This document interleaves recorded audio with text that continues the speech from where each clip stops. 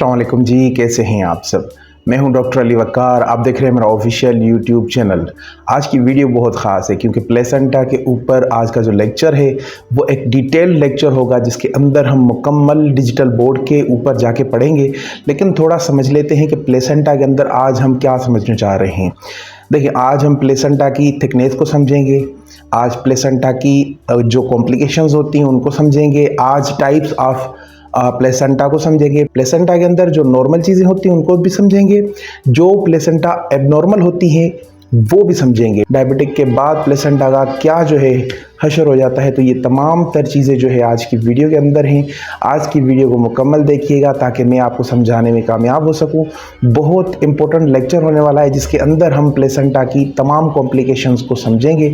अगर आपने अभी तक हमारे ब्रॉडकास्ट को ज्वाइन नहीं किया तो नीचे दिए गए नंबर के ऊपर आप मुझे व्हाट्सअप कर सकते हैं, जिसके अंदर हम आपको ब्रॉडकास्ट के अंदर जो है ऐड कर देते हैं और उसमें डेली जो जितनी भी फाइंडिंग्स हम करते हैं या जितने भी नई नई चीज़ें करते रहते हैं वो आपके साथ हम शेयर करते रहते हैं। तो वो देखने के लिए आपने क्या करना है, सबसे पहले आपने जो है हमें व्हाट्सअप करना है। अगर आप हमारा कोर्स ज्वाइन करना चाहते हैं जिसके अंदर ऑनलाइन ट्रेनिंग देते हैं, हम आपको बहुत एक बेसिक से लेके एडवांस तक जो है हम गाइडेंस देते हैं, उसके अंदर बहुत सारी चीज़ें आपको हम समझाते हैं। तो वो देखने के लिए आप हमारे नीचे दिए गए नंबर के ऊपर हमसे रब्ता करें ताकि न्यू बैच के अंदर आपको एनरोल किया जाए।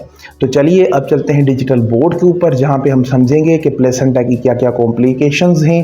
अगर प्लेसेंटा थिक हो जाए तो वो क्या उसका जो है रिएक्शन हो सकता है, अगर प्लेसेंटा ज़्यादा अपनी साइज से बढ़ जाए तब क्या हो सकता है। ये तमाम तर मुकम्मल एक गाइडेंस है आज की वीडियो के अंदर, जिसमें थंबनेल के ऊपर मैंने लिख दिया है कि नॉर्मल वीएस एबनॉर्मल। मैं आपको बताता चलूं कि अगर आपको कमेंट्स के रिप्लाई में थोड़ी सी लेट हो जाए तो आप उसको इग्नोर किया करें।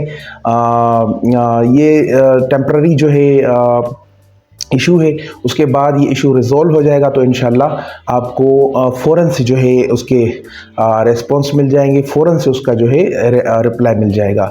तो अब चलिए डिजिटल बोर्ड के ऊपर चलते हैं और प्लेसेंटा को मज़ीद समझते हैं। देखिए जी, सबसे पहले जो नॉर्मल प्लेसेंटा होती है उसको समझना बहुत ज़रूरी है। अब ये हम आ गए हैं अपनी स्क्रीन के ऊपर, यहाँ पे समझेंगे कि जो नॉर्मल प्लेसेंटा है उसकी जो थिकनेस होती है वो बेसिकली कितनी होती है। अब सबसे पहले देखें जो नॉर्मल की थिकनेस है वो क्या है जी 2 से 4 तक है। ठीक है, 2 से 4 तक जो नॉर्मल प्लेसेंटा है उसकी थिकनेस होती है। यानी प्लेसेंटा की थिकनेस जब हम मेजर करते हैं कहाँ से, यहाँ से इस पॉइंट से लेके इस पॉइंट तक करते हैं, ये प्लेसेंटा है। ये मैं आपको थोड़ा सा इसका ड्रॉ करके समझा दूँ तो ये प्लेसेंटा है बेसिकली।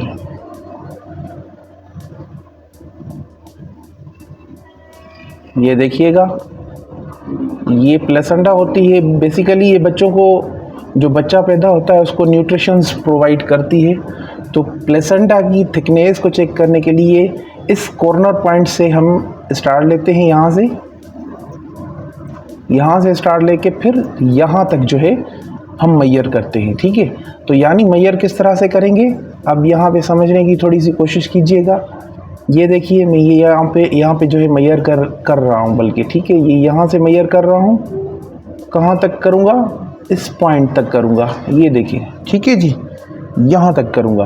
तो ये जो मेजरमेंट हो गई, फिर कितनी आनी चाहिए, नॉर्मल जो आनी चाहिए वो आनी चाहिए 2 से 4 तक। कितनी, 2 से 4 तक। ठीक है, अब यहाँ पे ये देखिएगा, ये थिन प्लेसेंटा है।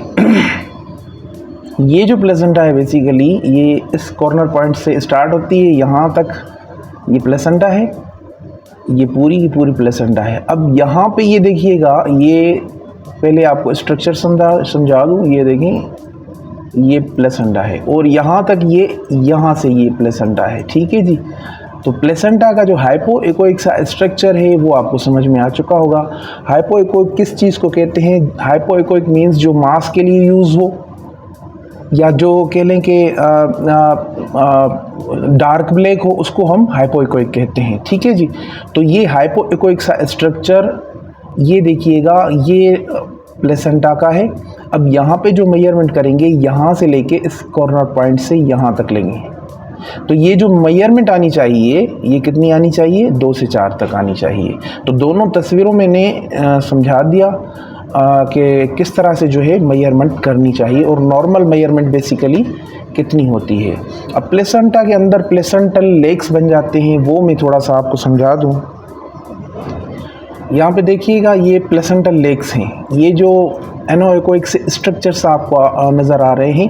एनोएकोइक हम किस चीज़ को कहते हैं? बेसिकली एनोएकोइक हम कहते हैं उस चीज़ को कि जो बिल्कुल जेट ब्लैक हो, यानी ये जो स्ट्रक्चर आप बीच में देख रहे हो ये एनोएकोइक है। इसके लिए हम जो अल्ट्रासाउंड की लैंग्वेज इस्तेमाल करेंगे वो क्या करेंगे? एनोएकोइक।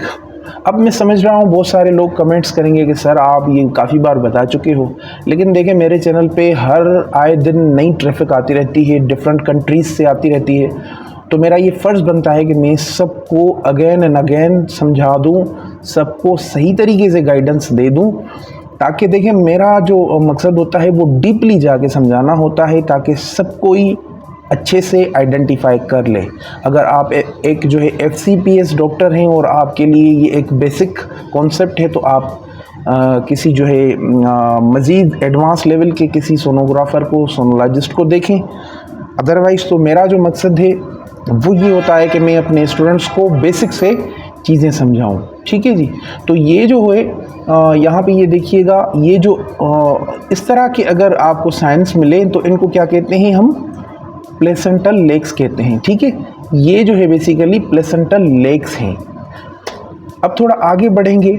अब यहाँ पे ये देखिएगा, यहाँ पे थोड़ा सा इस चीज़ को समझें कि ये देखें, यहाँ पे ये प्लेसेंटा इस पॉइंट से स्टार्ट होती है, ये इसका नीचे का हिस्सा है, ये यहाँ तक आती है। फिर यहाँ से ये प्लेसेंटा ये देखिएगा स्टार्ट होती है और ये यहाँ तक जाती है। ये देखें, ये देखिएगा। तो ये प्लेसेंटा के जो हैं इस दो लोब्स हैं, यानी कि प्लेसेंटा के जो दो लोब्स आपको नज़र आ जाएं तो दिस इज़ बेसिकली सेक्सेंचुरेट लोब। तो ये दो प्लेसेंटा के जो है लोब्स हैं। अब ये कहाँ से स्टार्ट होते हैं? अगेन मैं आपको समझा दूँ, ड्रॉ करके बल्कि आपको समझा दूँ कि ये प्लेसेंटा है। ये देखिएगा, दिस इज़ हाइपोइकिक मास बेसिकली। ये देखें, यहाँ से स्टार्ट होता है इस पॉइंट से और यहाँ तक ये जो है। अब ड्रॉ के अंदर आपने ये समझ लिया होगा, इसका स्क्रीनशॉट लेके रखें। इस कंडीशन को हम कहते हैं succenturiate lobe. This is basically succenturiate lobe. तो ये कुछ कॉम्प्लिकेशंस थी जो कि आपके साथ शेयर की। मज़ीद बहुत सारी कॉम्प्लिकेशंस हैं प्लेसेंटा की, ये मैं नहीं कह रहा, लेकिन इससे वीडियो लंबी हो जाएगी। फिर आप ही कमेंट्स करेंगे कि सर आप वीडियो लंबी बना देते हैं। तो कोशिश मेरी ये रहती है कि शॉर्ट में आपको कोशिश करूं कि जितना हो सके सही से गाइडेंस मिल जाए, सही से आपको। बाकी ज़िंदगी पड़ी है सीखने के लिए, इंशाल्लाह सीखते रहेंगे। मिलते हैं अगली वीडियो में। अपना बहुत सारा ख्याल रखिएगा। अल्लाह हाफिज़।